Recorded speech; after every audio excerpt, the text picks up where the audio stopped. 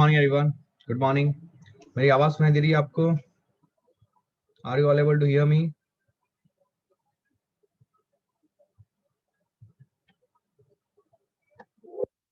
आवाज सुनाई दे रही है? You are able to hear मी?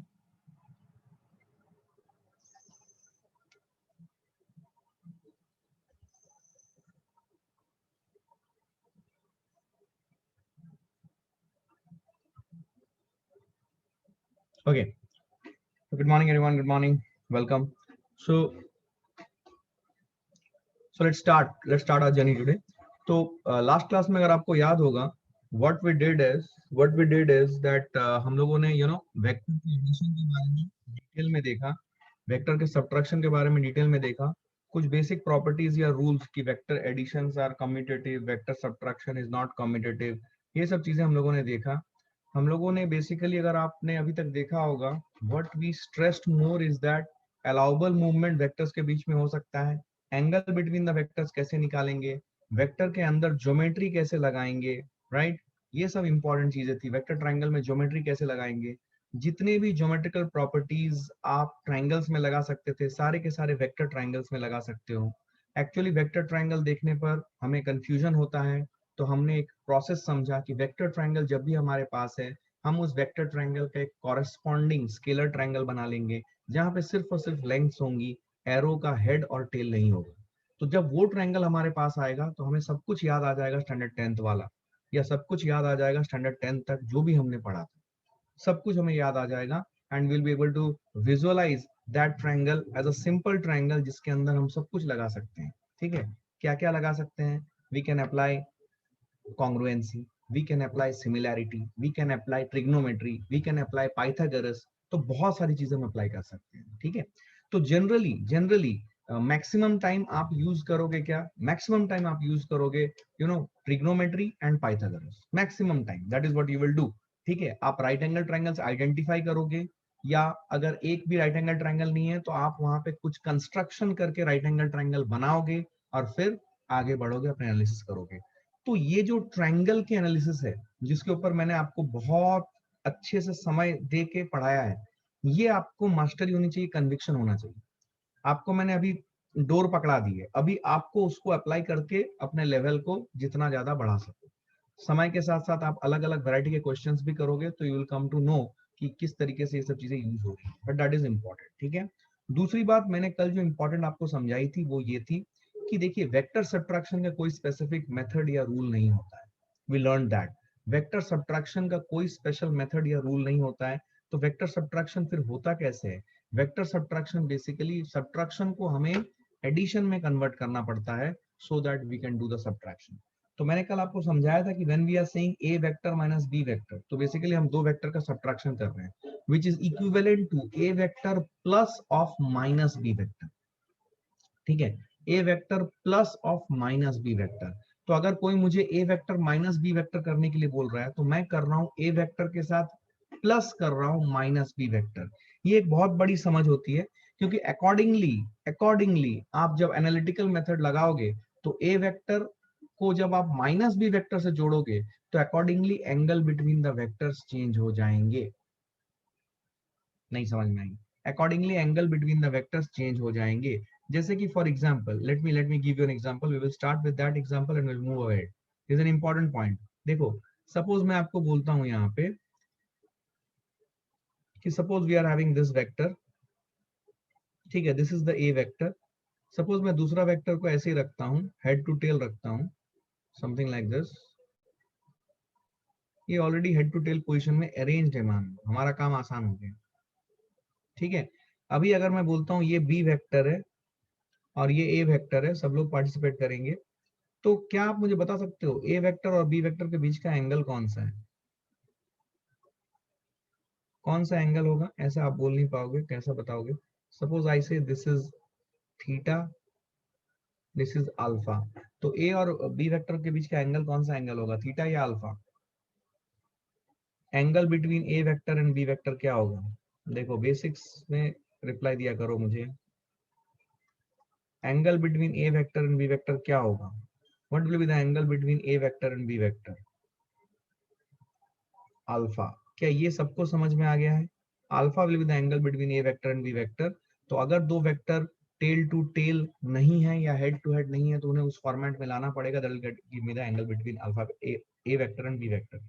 अच्छा, सपोज किसी ने मुझे बोला, सुनना, तो ये पहला पॉइंट आपको समझ में आया। दूसरा point, suppose if somebody asks you to find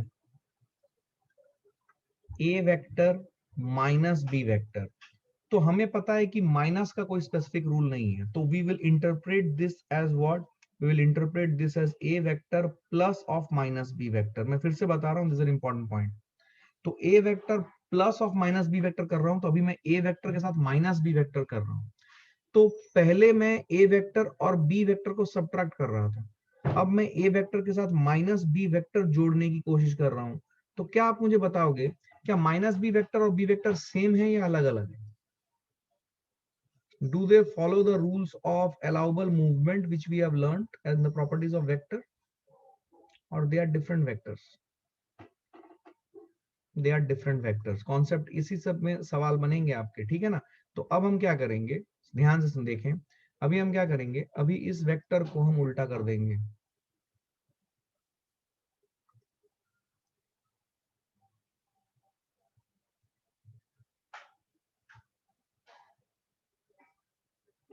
ठीक है, समथिंग लाइक दिस। मैग्नीट्यूड उतना ही रखा बट डायरेक्शन रिवर्स कर दिया। डायरेक्शन रिवर्स कर दिया तो this is now becoming minus B vector, feel it. ठीक है, अब हम ए वेक्टर और माइनस बी वेक्टर को जोड़ रहे हैं। अच्छा, ए वेक्टर और माइनस बी वेक्टर को अगर जोड़ेंगे, can you tell me what is the angle between A vector and minus B vector?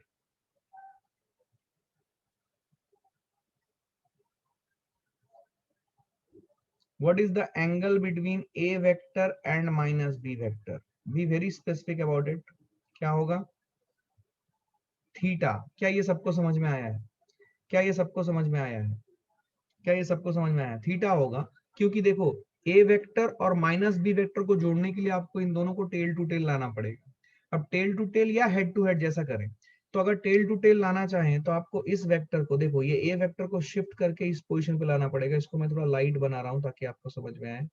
मान लो मैंने इसको शिफ्ट कर दिया, इधर आ गया, ये भी ए वेक्टर ही है, लंबाई उतनी रखी है, सिर्फ इसको आगे शिफ्ट कर दिया। अब ए वेक्टर और minus B vector tail to tail है, तो उनके बीच का स्मॉलर एंगल क्या वर्टिकली ऑपोजिट एंगल के हिसाब से ये एंगल अब भी थीटा ही होगा।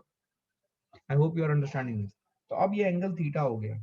तो अगर अगर कोई मुझसे पूछे find find resultant, sorry, find magnitude of resultant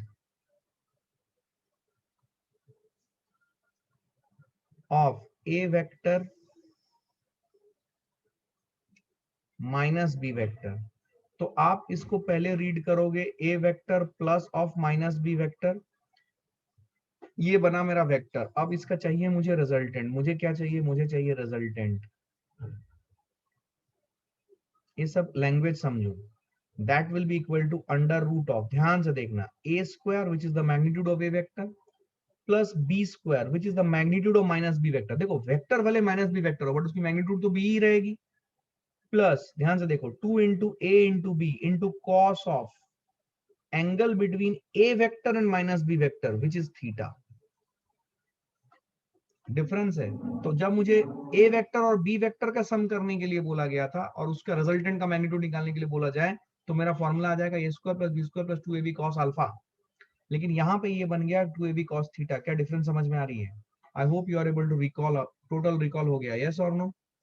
क्या समझ में आई ये सारे पॉइंट्स? ये सारे पॉइंट्स को आपको देखना है, हड़बड़ी नहीं करने का है। फिजिक्स करने के लिए ये चैप्टर सुपर डुपर अच्छा होना चाहिए, और जितना पोर्शन मैं बता रहा हूँ, ठीक है ना, तभी फिजिक्स में अप्रिशिएट कर पाओगे। चलो आगे बढ़ते हैं। Now we will talk about a new concept which is called components of a vector.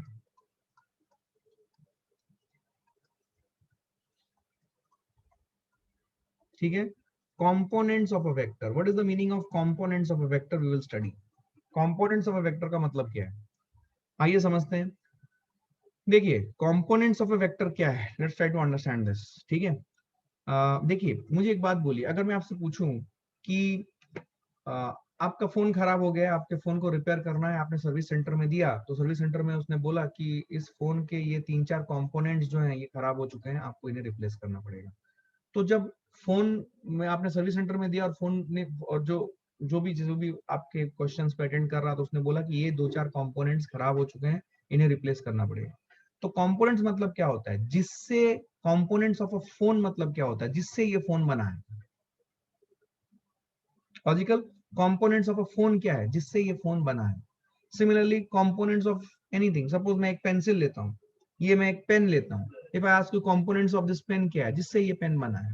कुछ मटेरियल होगा, कुछ निब होगा, कुछ पकड़ने के लिए एक रबर का ये होगा, तो whatever it is, right.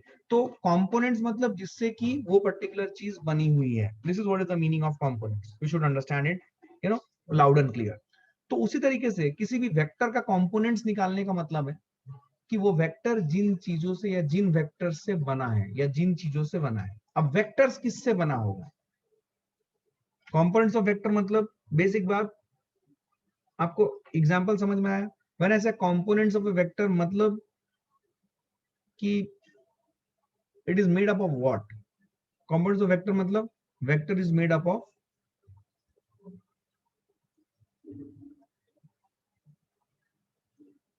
What.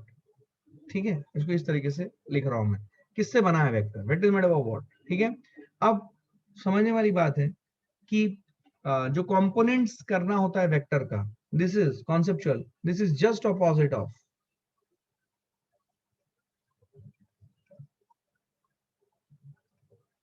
Addition of vectors. This is just opposite of addition of vectors. Addition of vectors जो होता है उसके जस्ट उल्टा होता है components of a vector. Addition में आप क्या करते हो, आप 2 वेक्टर को जोड़ते हो, 3 वेक्टर को जोड़ते हो, 4 वेक्टर को जोड़ते हो, आप कुछ रिजल्टेंट लाते हो। कंपोनेंट में क्या करते हो, आप किसी वेक्टर को उसके कंपोनेंट्स में तोड़ते हो। अब समझ में आना चाहिए कि कंपोनेंट्स ऑफ अ वेक्टर क्या हो सकते हैं। ठीक है, so just opposite of addition of vectors, क्या ये समझ में आ रहा है। Now next point is components of vector क्या हो सकते हैं। Components of vector can be मैं लिखता हूं यहां पे, स्केलर्स, प्लेन नंबर्स,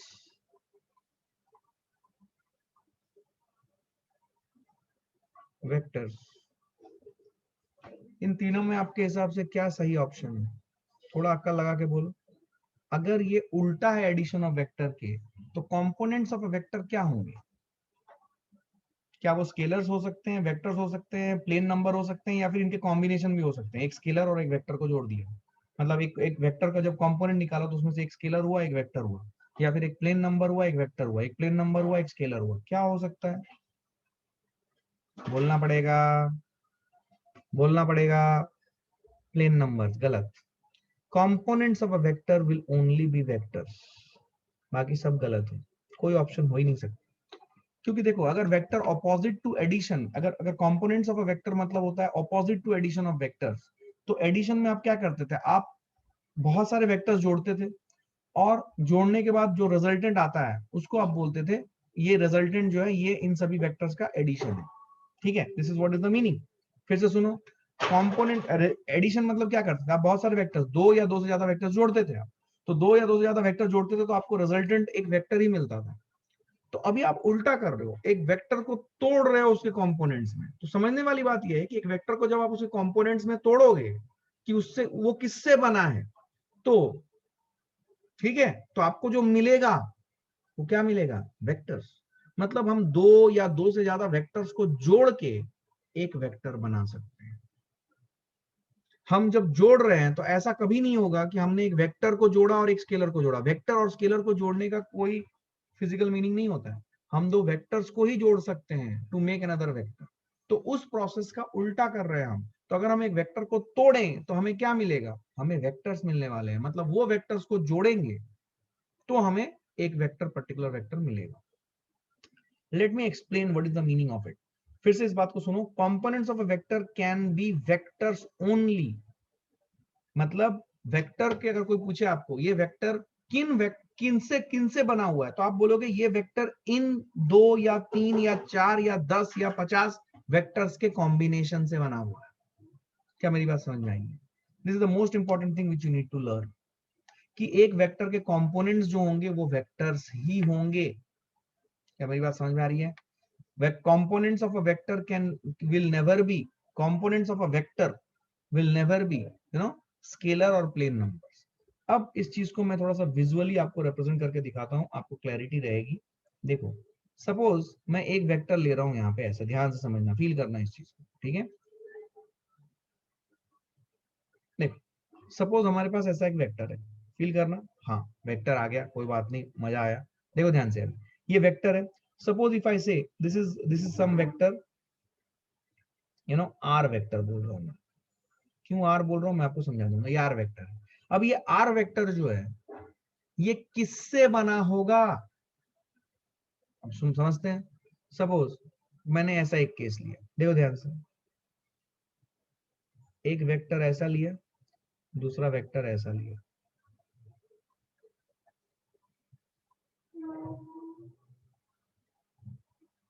क्या ये रेड कलर वाले दो वेक्टर के कॉम्बिनेशन से, suppose if I say this is A vector and this is B vector, क्या इन दोनों के कॉम्बिनेशन से आर वेक्टर बन सकता है? देखो, ट्रायंगल रूल इस्टेब्लिश हो रहा है क्या, या ट्रायंगल रूल अप्लाई हो रहा है क्या?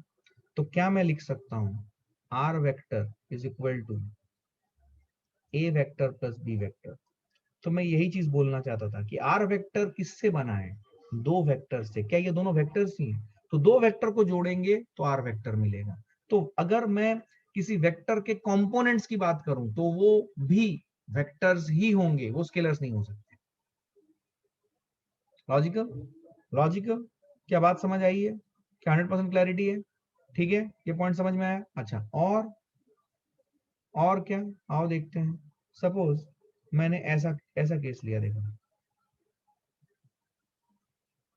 एक वेक्टर लिया सी वेक्टर, और ये एक दूसरा वेक्टर लिया,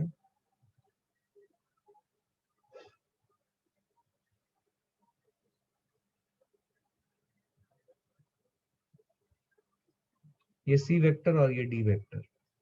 क्या मैं आर वेक्टर को लिख सकता हूं as equal to C vector plus D vector as well? मतलब ये आर वेक्टर सी वेक्टर और डी वेक्टर से भी बन सकता है। सिमिलरली कोई बोलेगा कि सर, यहां पे एक वेक्टर लूंगा मैं, ले लो, ऐसा एक वेक्टर लूंगा मैं, ले लो, और ऐसा एक वेक्टर लूंगा मैं। क्या आर वेक्टर को लिखा जा सकता है as E vector plus F vector plus G vector? तो मैं ये बोलना चाहता हूं कि किसी भी एक वेक्टर के इनफाइनाइट कंपोनेंट्स हो सकते हैं, क्योंकि इस आर वेक्टर को बनाया जा सकता है 2 vector, 3 vector, 4 vector, 15 vector, 20 vector, किसी भी वेक्टर के कॉम्बिनेशन से। और ये वेक्टर अलग अलग हो सकते हैं। तो किसी भी एक वेक्टर के कंपोनेंट्स जो हो सकते हैं वो इनफाइनाइट कंपोनेंट्स हो सकते हैं। क्या मेरी बात समझ में आई है? इसके ऊपर सवाल पूछा जाएगा। तो ये vector can have infinite components. क्या बात समझ में आ रही है? ऐसा मैंने 3 एग्जांपल दे दिया है। ऐसा आप समझ सकते हो कि मैं ऐसा कोई भी बहुत सारे वेक्टर्स को किसी भी तरीके से जोड़ूं, हेड टू टेल रखते हुए, तो मुझे एक वेक्टर आर वेक्टर मिल जाएगा। मतलब इस आर वेक्टर के कितने कंपोनेंट्स होंगे? इनफाइनाइट कंपोनेंट्स होंगे। समझ में आ रही है बात? ये आर वेक्टर के इनफाइनाइट कंपोनेंट्स में है, कंपोनेंट्स बन सकते हैं, ठीक है ना? तो अब सवाल आता है कि अगर इनफाइनाइट कंपोनेंट्स बनेंगे तो किसी केस में कौन सा लेंगे? तो उस केस के स्पेसिफिक, जो भी केस दिया गया उस केस के स्पेसिफिक आपको कुछ इंस्ट्रक्शन रहेगा which will help you to decide कि इनमें से किसको हम लेंगे इस पर्टिकुलर केस को सॉल्व करने के लिए। क्योंकि एक वेक्टर के अगर इनफाइनाइट कंपोनेंट्स है तो हम तो इनफाइनाइट तरीके से तो हम सॉल्व नहीं करेंगे। हम उनमें से किसी एक पर्टिकुलर तरीके को लेके या फिर एक पर्टिकुलर कॉम्बिनेशन ऑफ वेक्टर्स को लेके आगे बढ़ेंगे। कौन सा है वो आपको प्रॉब्लम टू प्रॉब्लम आपको इंफॉर्मेशन दे दी जाएगी। Accordingly you need to decide. क्या क्लियर है? ये लिख लो, इसे आगे बढ़ते हैं फास्ट।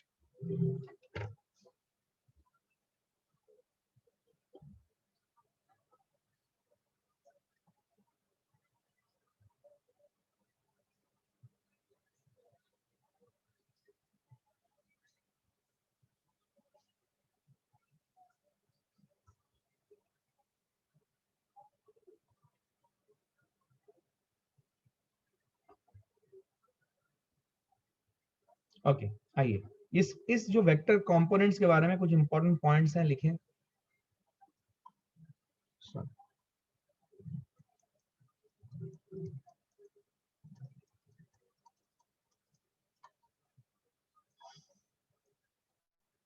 लिखेंगे। पहला पॉइंट है, देखो, इन द एग्जाम्पल और इल्यूस्ट्रेशन, एग्जाम्पल तो नहीं था, वो इल्यूस्ट्रेशन था। In the illustration in previous slide, ठीक है, A vector and B vector comma C vector and D vector comma E vector, F vector and G vector are components of R vector। ठीक है, पहला चीज ये समझे। ठीक है, दूसरा पॉइंट जो मैं बताना चाहूंगा कि गिवन वेक्टर जो अबव इलस्ट्रेशन में था R vector can have infinite pairs of components। ठीक है, अब ये पेयर में यू नो दो वेक्टर, तीन वेक्टर, चार वेक्टर, कुछ भी हो सकता है। जैसे कि A vector and B vector, this is one pair, this is another pair, इसमें दो दो वेक्टर्स है, लेकिन ये वाले वेक्टर में, ये वाले पेयर में तीन वेक्टर हो गए। सिमिलरली मैं चाहूँ तो 4, 5, 10, 15 कैसे भी करके एक पर्टिकुलर वेक्टर बना सकता हूँ। तो given vector R can have infinite pair of components. ये समझ में आया ना? मैं जब बोल रहा हूँ कि एक वेक्टर जैसे कि आर वेक्टर है, उसको बनाने का ई एफ जी तीन वेक्टर लिया, ऐसा नहीं कि तीन ही होगा, मैं चार यूज कर सकता हूँ, पांच यूज कर सकता हूँ। समझ में आ रहा है ना? आपको सिर्फ वेक्टर्स ऐसे जोड़ते रहना है और फाइनली आर वेक्टर, समझ में आ रहा है? देखो, जैसे फॉर एग्जाम्पल ये देखो, ये आर वेक्टर है, फील करना है। पहला वेक्टर आपने ऐसे लिया, ठीक है, suppose this is x vector, फिर आपने ऐसे लिया वाई वेक्टर, फिर आपने ऐसे लिया जेड वेक्टर, फिर आपने ऐसे लिया डब्ल्यू वेक्टर, फिर आपने ऐसे लिया पी वेक्टर, फिर आपने ऐसे लिया क्यू वेक्टर, फिर आपने ऐसे लिया आर वेक्टर, फिर आपने ऐसे लिया एस वेक्टर, जो चाहे करते रहो, फाइनली सिर्फ इसको जोड़ देना, ये टी वेक्टर। तो ऐसे में अभी बहुत सारे ऐसे कंपोनेंट्स बना सकता हूं मैं इस आर वेक्टर के, ऐसे मैं जितने चाहे कंपोनेंट्स बना सकता हूं। आपको फील आ रही है?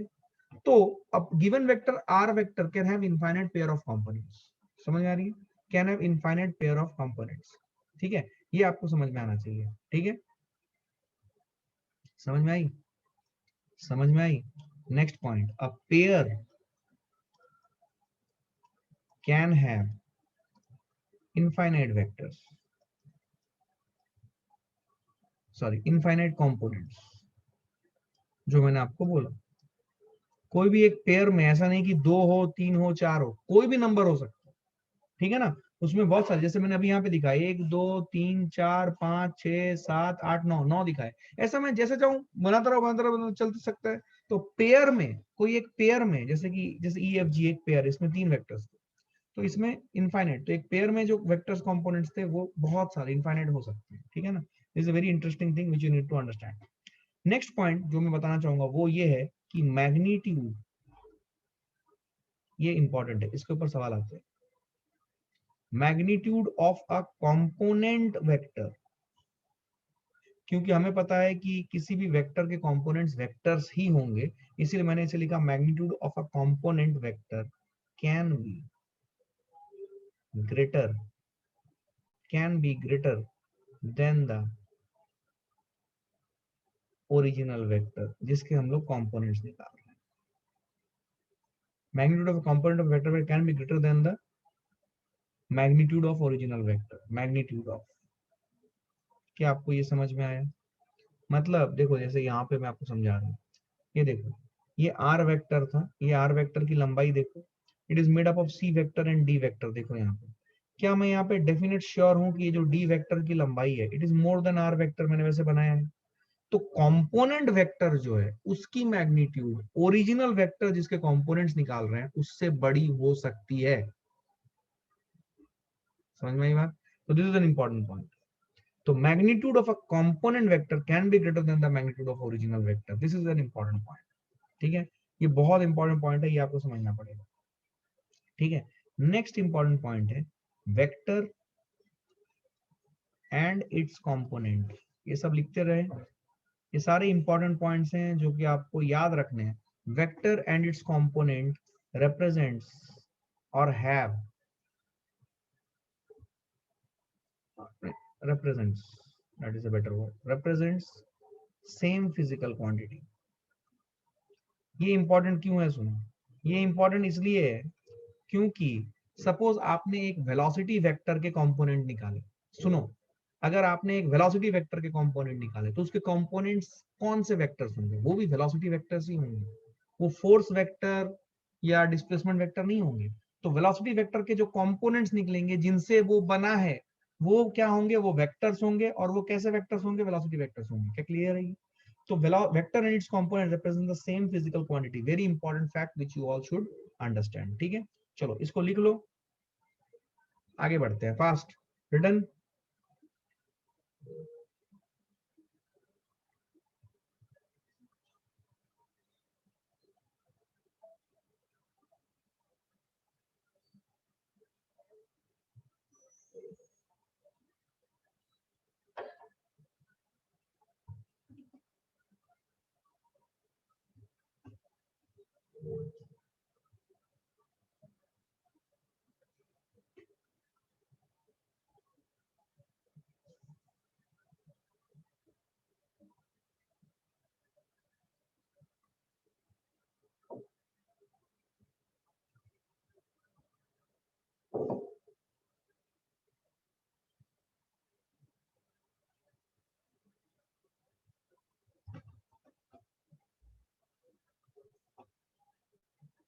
Okay, I hope you written it down.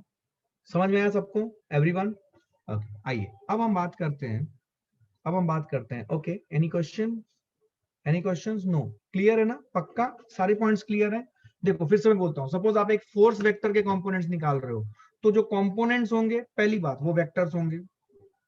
कौन से वेक्टर्स होंगे? वो फोर्स, वेलोसिटी, डिस्प्लेसमेंट, क्या होंगे? फोर्स होंगे। तो फोर्स वेक्टर के अगर कंपोनेंट्स निकाल रहा हूं तो वो फोर्स वेक्टर्स ही होंगे। ठीक, क्लियर है ये? आइए नेक्स्ट पॉइंट है रेक्टेंगुलर कंपोनेंट्स। ये इसके कॉन्सेप्चुअल पॉइंट्स भी इंपॉर्टेंट है। और ये जो चीज है ना रेक्टेंगुलर कंपोनेंट्स, ये आप बहुत ज्यादा करोगे फिजिक्स में प्रॉब्लम सॉल्विंग के लिए। मतलब आप जब प्रॉब्लम सॉल्व करोगे तो इस चीज की आपको बहुत ज्यादा जरूरत होगी, बहुत ज्यादा। याद रखना, मैं इसको ट्रिपल स्टार रेटिंग दे रहा हूं। सबसे इंपॉर्टेंट कॉन्सेप्ट है ये। अगर आप मान लीजिए बाकी कॉन्सेप्ट में थोड़े बहुत कच्चे हो तो चल जाएगा, लेकिन कंपोनेंट करना ये आपको 100% सही तरीके से आनी चाहिए। और मैं आपको अच्छे से प्रॉपरली इसका नोट्स दे रहा हूँ, तो इसे अच्छे से लिखें, समझें, पढ़ें, 10 बार पढ़ें और अच्छे से अपने दिमाग में सेट रखेंगे। ठीक है ना? Rectangular components. ठीक है, अब रेक्टेंगुलर कंपोनेंट्स का मतलब क्या है, ध्यान से देखें। इफ, सब लोग लिखेंगे इस पॉइंट को, if components, if component, sorry, if component vectors in one pair, if component vectors in one pair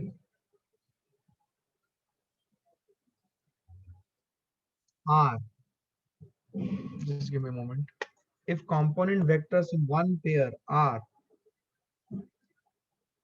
mutually perpendicular, अच्छे से इसका डेफिनेशन लिखेंगे, इसका मतलब समझना है। if vector components in one pair are mutually perpendicular, then those components are known as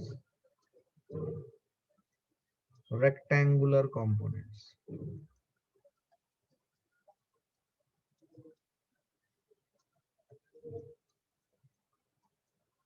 ठीक है, if component vector in one pair are mutually perpendicular, then those components are known as rectangular component।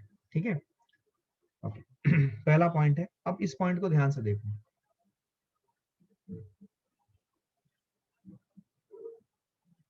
Suppose मैं एक vector ले रहा हूं यहाँ पे, अभी मुझे इस वेक्टर के कंपोनेंट्स करने हैं, और मैं ये बोल रहा हूं कि अगर मैंने दो वेक्टर ऐसे बनाया, फील करना,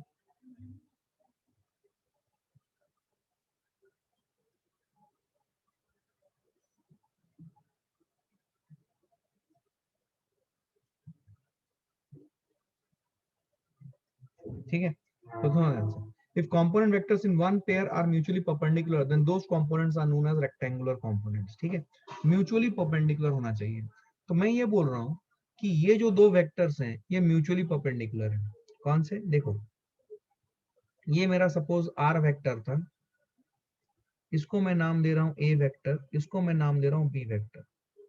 ठीक है, सपोज इफ आई से ये वाला एंगल जो है, ये वाला एंगल है 90 डिग्री, समझना, this is 90 degree.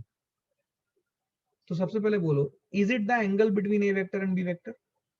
Which are the components of R vector? Is this 90 degree जो मैंने दिखाया है, is it the angle between A vector and B vector? No, very good. तो ए वेक्टर और बी वेक्टर के बीच का एंगल कौन सा होगा? क्या ये इसका लाइन ऑफ एक्शन है? तो अगर मैं इस वेक्टर को पीछे ले जाऊं, समथिंग लाइक दिस,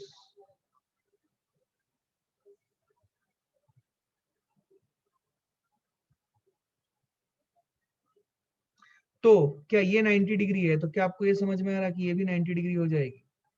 अब ये वाला बी वेक्टर है, ये बी वेक्टर और ए वेक्टर अभी देखो हेड टू हेड आ गए, तो क्या इनके बीच का एंगल 90 डिग्री ही रहेगा? तो ये जो एंगल है रेड कलर से दिखाया है, this is what is the angle between A vector and B vector. This is what is the angle between a vector and b vector. I hope you all are understanding, you are having a good clarity. This is what is the angle between a vector and b vector. I hope you are all understanding and you have a good clarity. ठीक, clear आ गई बात? ठीक है, तो क्या मैं बोल सकता हूँ कि a vector and b vector are perpendicular? तो if component vectors in one pair are mutually perpendicular, तो देखो यहाँ पे component vectors जो हैं, ए वेक्टर और बी वेक्टर एक पेयर है, उसके जो कंपोनेंट वेक्टर से म्यूचुअली परपेंडिकुलर है, so these will be called as rectangular components. ठीक है ना, these will be called as rectangular components. अच्छा, बहुत बढ़िया। अब देखो, फील करो, इनको रेक्टेंगुलर कंपोनेंट्स बोलेंगे। ठीक है, अभी दूसरा देखो, सपोज एक वेक्टर इधर लिया मैंने और दूसरा वेक्टर मैंने ऐसे लिया।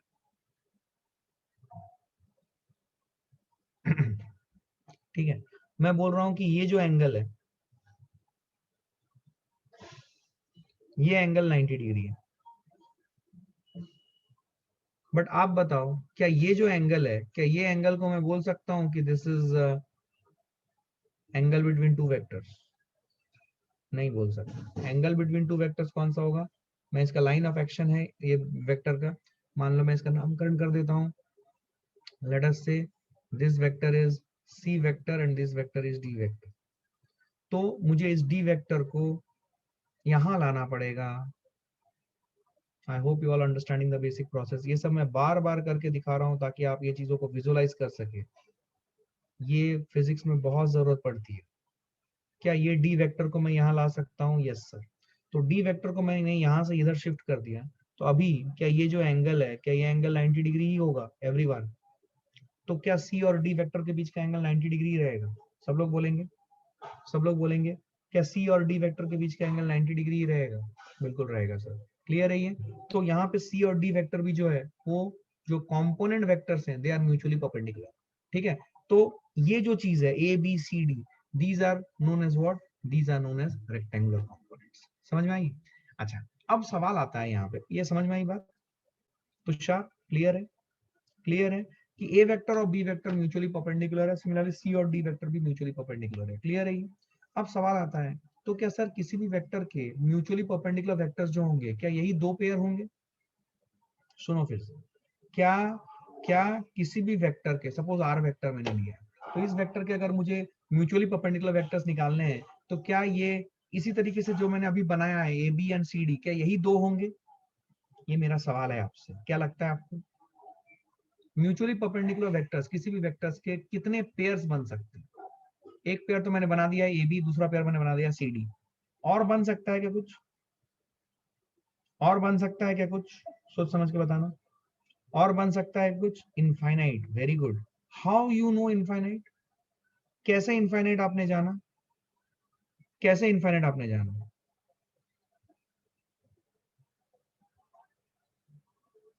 बोलो। Because we can consider the angle theta also. It is not mandatory that will take only 90 degree. Okay, okay. Means I got your point. Just tell me whether you are saying the same thing or not. ठीक है ना? मैं अपना हाथ नीचे करो और mute कर लो अपने आप को। सुनो, देखो मैं आपको एक बात बताता हूँ कि ये एंगल मुझे 90 डिग्री रखना है, बट इस एंगल के ऊपर मेरा कोई कंट्रोल नहीं है। मैं इन एंगल्स को जैसे चाहे वेरी करा दूं। इसको सिर्फ 90 डिग्री रखना है, इनको मैं जैसे चाहे वेरी करा दूं, ये एंगल्स को मैं जैसे चाहे वेरी करा दूं। इनका सम 90 डिग्री होना चाहिए, क्योंकि 3 angles of a triangle makes 180 degree. But please put your hands down, please put your hands down. ठीक है, लोअर योर हैंड। ओके, क्या बात समझ में आ रही है? बट इन एंगल्स को मैं जैसे चाहे चेंज करा लूं। अब हमें समझ में आता है कि 3 angles of a triangle makes 180 degree, तो ये 90 डिग्री होगा, तो ये दोनों कुछ भी कॉम्बिनेशन में 90 डिग्री बना सकते हैं। तो बेसिकली हमारे पास ऐसे इनफाइनाइट रेक्टेंगुलर कंपोनेंट्स बन सकते हैं। इसकी फील जो है ना, इसकी फील आती है स्टैंडर्ड 10th के ज्योमेट्री से। मैं आपको लिंक करके दिखाता हूं, आपको बहुत अच्छा लगेगा। इसकी फील आती है स्टैंडर्ड 10th के ज्योमेट्री से। आपने ये थियरम 100% पढ़ा हुआ है, देखना आपको कितना अच्छा लगेगा। आपको पता है कि अगर ये डायामीटर है मान लो, ठीक है, ये डायामीटर है मान लो।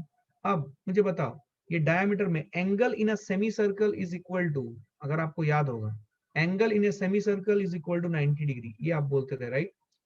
मतलब जो एंगल सबटेंड करेगा सेमी सर्कल पे वो 90 डिग्री होगा, और ये सेंट्रल एंगल 180 डिग्री होगा। याद आ रहा है आपको? स्टैंडर्ड 10th में आपने पढ़ा था?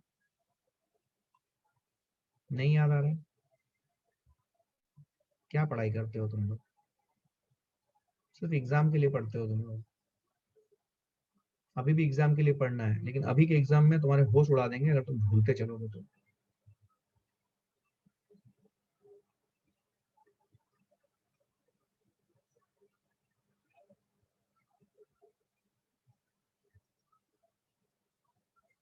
क्या तुम्हें समझ में आ रहा है मैं क्या कर रहा हूँ, या फिर मैं क्या करना चाहता हूँ? क्या कुछ फील आई? हाँ यार, बात तो सही है।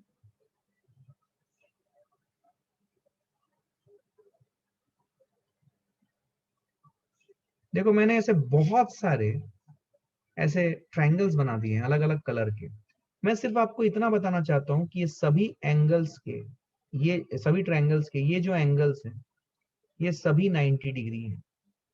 तो अगर मैं इनको वेक्टर्स बना दूं, फील करें, तो क्या इन वेक्टर्स के बीच का एंगल 90 डिग्री रहेगा? लेकिन ऐसे क्या मैं इनफाइनाइट ट्रायंगल्स बना सकता हूं इस सेमी सर्कल पे? देखो मैंने आपको बोला, मैं हमेशा 10th स्टैंडर्ड की चीजों के साथ लिंक करके दिखा दूंगा, ताकि आपको समझ में आए कि 10th स्टैंडर्ड तक आपने टाइम बर्बाद नहीं किया, आपने सीखा है। क्या क्लियर है ये चीजें? You do understand it? तो देखो, ये ऊपर में क्या मैं ऐसे 90 डिग्री 90 डिग्री 90 डिग्री इनफाइनाइट ऐसे ट्रायंगल बना सकता हूँ? सिमिलरली नीचे में भी इनफाइनाइट बना सकता हूँ। इसका मतलब क्या हुआ? इसका मतलब ये हुआ कि किसी भी एक वेक्टर का, आर वेक्टर सपोज मैंने इसका नामकरण किया है, दिस इज आर वेक्टर, किसी भी एक वेक्टर के इनफाइनाइट रेक्टेंगुलर कंपोनेंट्स हो सकते हैं, infinite pair of rectangular components हो सकते हैं। क्या मेरी बात समझ में आई है? क्या मेरी बात समझ में आई है? क्या क्लैरिटी है? ये यहाँ पे एक वर्ड मैं हाईलाइट कर रहा हूँ, म्यूचुअली परपेंडिकुलर। ठीक है, डिड यू अंडरस्टैंड दिस? इसको उतारो, फटाफट आगे बढ़ते हैं। Fast fast fast fast. Clear है ये समझ में आई कॉन्सेप्ट? 100%, कोई दिक्कत नहीं है। चलो आगे बढ़ते हैं। अब इसके कुछ इंपॉर्टेंट पॉइंट मैं लिखा रहा हूँ रेक्टेंगुलर कंपोनेंट्स के। लिखिए important points.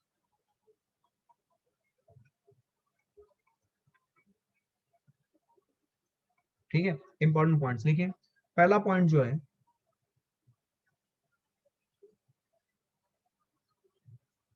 a vector can have infinite pairs of rectangular components, ये मैंने आपको प्रूफ करके भी दिखाया हुआ एक बहुत ही एलिगेंट सा प्रूफ, कुछ भी खास नहीं है, जो हमने 10th में पढ़ा था उसी चीज को यूज किया उस रिजल्ट को, और हमने वो प्रूफ कर दिया, ठीक है ना। नेक्स्ट पॉइंट है a pair of rectangular components, ये बहुत इंपॉर्टेंट पॉइंट है। A pair of rectangular components can have maximum 3 vectors. A pair of rectangular components can have maximum 3 vectors. याद करो मैंने आपको म्यूचुअली परपेंडिकुलर, इस म्यूचुअल वर्ड को मैंने यहाँ पे हाईलाइट किया था। याद है मैंने आपको इससे पहले म्यूचुअली परपेंडिकुलर कितने वेक्टर्स हो सकते हैं मैक्सिमम, मैंने इसका क्वेश्चन पूछा था। वहां पे एक पॉइंट मैंने लिखा दिया था, देखो आपको याद होगा वो point, fill in the blanks category के क्वेश्चन पे मैंने डाला था। 3 होते हैं म्यूचुअली परपेंडिकुलर वेक्टर्स, मैक्सिमम 3 हो सकते हैं, उससे ज्यादा नहीं हो सकते। उससे ज्यादा बनाओगे तो वो म्यूचुअली परपेंडिकुलर नहीं रहेंगे। म्यूचुअली परपेंडिकुलर मतलब क्या है कि उन सेट में कोई भी म्यूचुअली परपेंडिकुलर, मान लो आप बोल रहे हो कि 4 वेक्टर म्यूचुअली परपेंडिकुलर हो सकते हैं, तो 4 में से कोई भी 2 उठा लो, they should be perpendicular to each other. तो ये कंडीशन को सेटिस्फाई करते हुए आपके पास म्यूचुअली परपेंडिकुलर वेक्टर्स मैक्सिमम कितने बनते थे, 3। तो वही रूल यहाँ पे भी वैलिड होगा कि अब pair of rectangular components can have maximum of 3 vectors. ये समझ में आना चाहिए, ठीक है। Next important point, very very important, यहाँ rectangular component, sorry,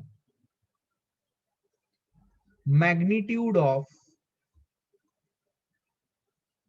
rectangular components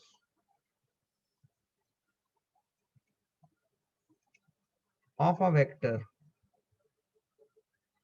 can never be greater than the magnitude of original vector. ये बहुत इंपॉर्टेंट पॉइंट है, इसके ऊपर मैं बोल रहा हूँ ऑब्जेक्टिव के क्वेश्चंस आपको मिल सकते हैं। क्या आपको ये feel I, magnitude of rectangular components of a vector can never be greater than the magnitude of the original vector, can never be greater than the magnitude of original vector. इसकी feel I क्या आपको? अब देखो मैं आपको बताता हूँ, इसकी फील आपको यहाँ से आएगी, इस पर्टिकुलर डायग्राम से, ये जो सर्कल वाला मैंने किया है। मुझे एक बात बोलो, क्या आपने ये पढ़ा है कि किसी भी ट्रायंगल में जो side opposite to the largest angle होती है, क्या वो लार्जेस्ट होती है?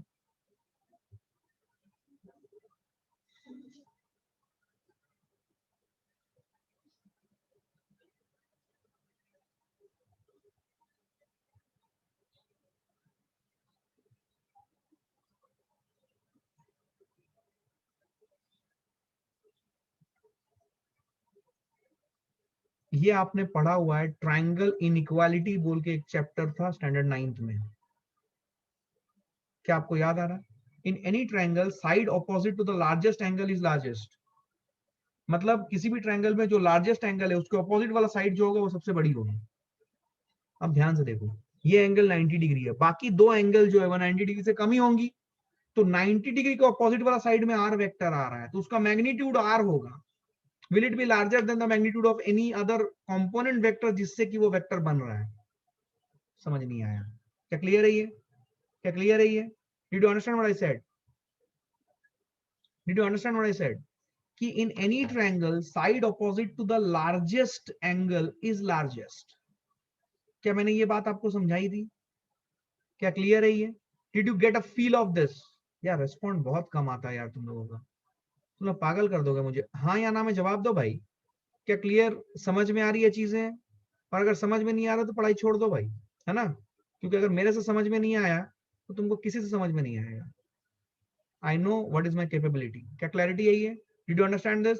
तो in any triangle if you are understanding this, you will get a clear cut idea। समझे ध्यान से आप इस चीज को। In any triangle side opposite to the largest angle is largest, तो वही कॉन्सेप्ट को यूज करके देखो, ये 90 डिग्री का ऑपोजिट वाला साइड आर वेक्टर आएगा, उसका magnitude will be larger. Clear है ये? इस पॉइंट्स को लिखिए, आगे बढ़ते हैं फास्ट क्विकली।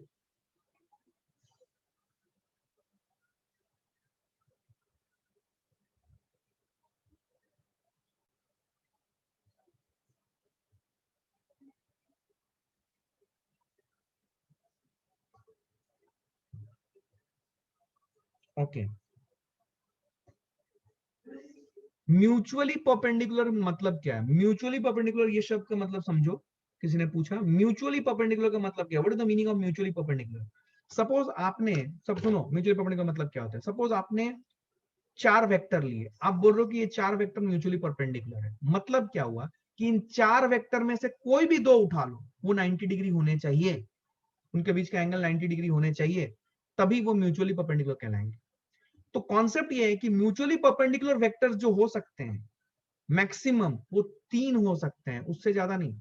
तो mutually perpendicular vectors can be maximum 3, अभी तक यही समझा गया है। अगर किसी ने ये बना दिया नया लॉजिक कि 4 हो गए, तो सारी मैथ सारी फिजिक्स बदल जाएगी। तो म्यूचुअली परपेंडिकुलर वेक्टर जो मैक्सिमम हो सकते हैं वो 3 हो सकते हैं। Are you understanding this? तो that is the meaning. Mutually perpendicular मतलब कोई भी 2 उठा लो। सपोज आपने 3 वेक्टर लिया, 3 में से कोई भी 2 उठा लो, ये आपस में 90 डिग्री में होने चाहिए ये vectors. That is what is the meaning of mutually perpendicular. क्या बात समझ आई है? That is what is the meaning of mutually perpendicular. Clear है? फील आई? आ जाओ, अभी थोड़ा सा हम कॉन्सेप्ट पढ़ते हैं।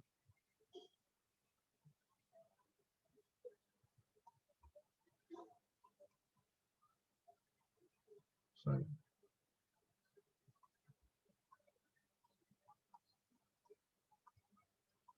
Horizontal and vertical axis. अभी सुनो ध्यान से, ये बहुत इंपॉर्टेंट कॉन्सेप्ट है, सुनना ध्यान से, ठीक है। हॉरिजॉन्टल एंड वर्टिकल एक्सिस तो जनरली कॉन्सेप्ट ये है कि हॉरिजॉन्टल एंड वर्टिकल एक्सिस क्या होते हैं, ठीक है। तो हॉरिजॉन्टल एंड वर्टिकल एक्सिस जो होती है, these axis are decided by direction of gravity. Gravity आप समझते हो, एक्सेलरेशन ड्यू टू ग्रेविटी, ठीक है। अब सोचो, जैसे कि ये सरफेस है, फील करना, छोटा सा कॉन्सेप्ट है, लेकिन ये क्लियर नहीं होता है तो बहुत सारी दिक्कतें यहां से शुरू होती है। सपोज ये सरफेस है, हमें पता है कि एक्सेलरेशन ड्यू टू ग्रेविटी की जो डायरेक्शन है वो ऐसी होती है। एक्चुअली ये toward the centre of the earth होती है, बट हम ऐसे दिखा देते हैं किसी भी सरफेस के perpendicular, this is the direction of acceleration due to gravity. तो अगर हम कोई एक्सिस, सुने, ऐसा ले रहे हैं, एक एक्सिस ऐसा ले रहे हैं और दूसरा एक्सिस ये वाला ले रहे हैं, सुनो, ये जो ग्राउंड बनाया मैंने, तो इसको हम लोग बोलेंगे जो डायरेक्शन ऑफ ग्रेविटी के अलोंग है, ये जो एक्सिस है इसको हम लोग बोलेंगे वर्टिकल एक्सिस। और जो डायरेक्शन ऑफ ग्रेविटी के परपेंडिकुलर है, जो ग्राउंड हम दिखा रहे हैं, this will be known as horizontal axis. ये बहुत बेसिक बात है, बट ये समझ में आना चाहिए। Vertical axis and horizontal axis, तो वर्टिकल और हॉरिजॉन्टल कौन डिसाइड करता है? वर्टिकल और हॉरिजॉन्टल कौन डिसाइड करता है? Gravity, acceleration due to gravity. तो एक्सेलरेशन ड्यू टू ग्रेविटी जिस डायरेक्शन में है उस डायरेक्शन में वर्टिकल होती है, और उसके परपेंडिकुलर डायरेक्शन में क्या होती है? हॉरिजॉन्टल होती है। क्या क्लियर है ये? तो हॉरिजॉन्टल एक्सिस, वर्टिकल एक्सिस, ये आपसे पूछा जाएगा, ठीक है ना। क्योंकि ये क्यों पढ़ रहे हैं मैं ये भी बताता हूँ। देखो, जब आप किसी भी वेक्टर्स का कंपोनेंट निकालोगे, राइट, कंपोनेंट्स निकालने के लिए आपको सबसे पहले डिसाइड करनी पड़ती है एक्सिस। मैं उसका स्टेप बाय स्टेप प्रोसेस आपको लिखाऊंगा, ठीक है ना। तो कभी भी कंपोनेंट डिसाइड करने के लिए आपको पहले डिसाइड करनी पड़ती है एक्सिस, कि कंपोनेंट्स किस एक्सिस के ऊपर हमें निकालना है। तो वो एक्सिस डिसाइड करने के लिए इस बेसिक कॉन्सेप्ट का होना जरूरी है कि एक्सिस 2 टाइप की होती है, एक होती है हॉरिजॉन्टल वर्टिकल एक्सिस, और अभी दूसरा मैं टाइप लिखाऊंगा, this is the type 1 axis, ठीक है, एक टाइप का है ये। और दूसरा एक और टाइप का होता है, टाइप 2, वो क्या होता है वो मैं अभी आपको लिखाऊंगा। डिसाइड बाय, एक और डिसाइड करता है डायरेक्शन ऑफ ग्रेविटी, ठीक है। दूसरा जो है, मैं दूसरे पेज में लिख रहा हूँ, टाइप 2। टाइप 2 एक्सिस जो होती है वो होती है, मतलब 2 टाइप की होती है, एक होती है हॉरिजॉन्टल, सॉरी हॉरिजॉन्टल,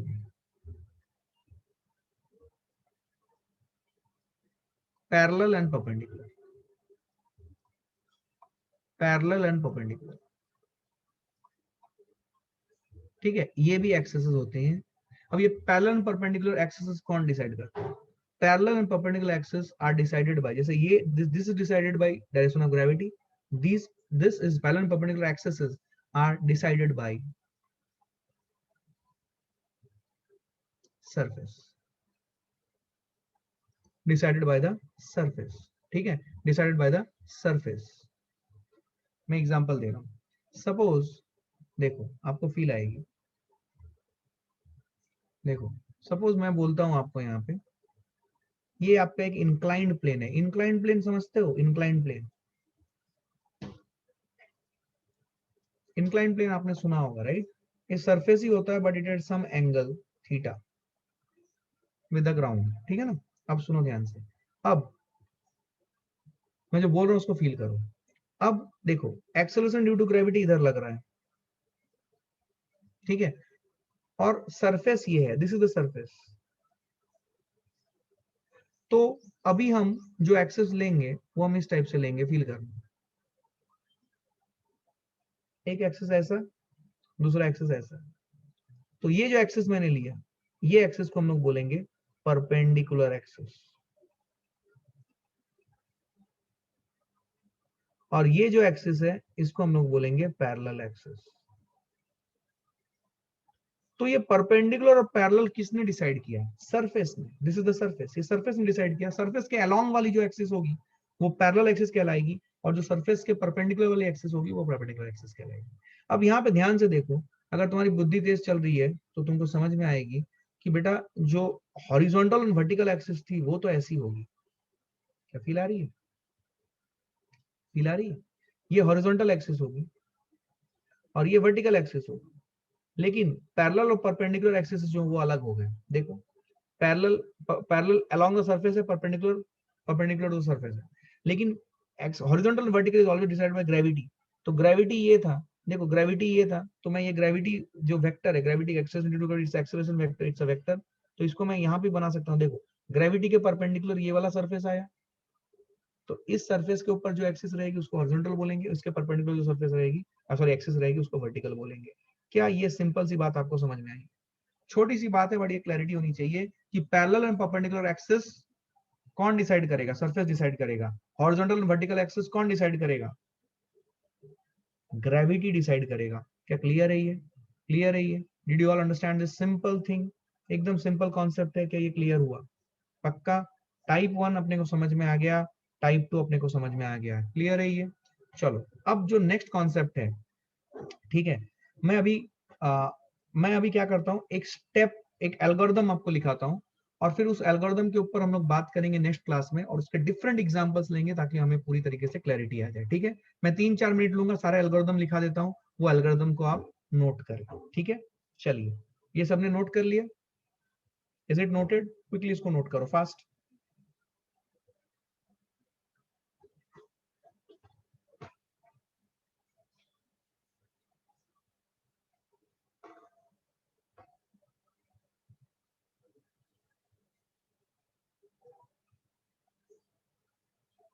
ठीक है, ओके फाइन, ठीक है, ओके फाइन। अब देखो ध्यान से, मैं यहाँ पे एक एल्गोरिदम लिख रहा हूँ। मैं ये जनरली बच्चों को देता हूँ बिकॉज आप बिगिनर्स होते हो ना, तो आपको एक आइडिया होना चाहिए कि कैसे होता है ये, ठीक है ना? तो मैं एक एल्गोरिदम आपको दे रहा हूँ यहाँ पे, algorithm to find components, components मतलब रेक्टेंगुलर कंपोनेंट्स, अच्छे से लिखना, rectangular components of any vector. ठीक है,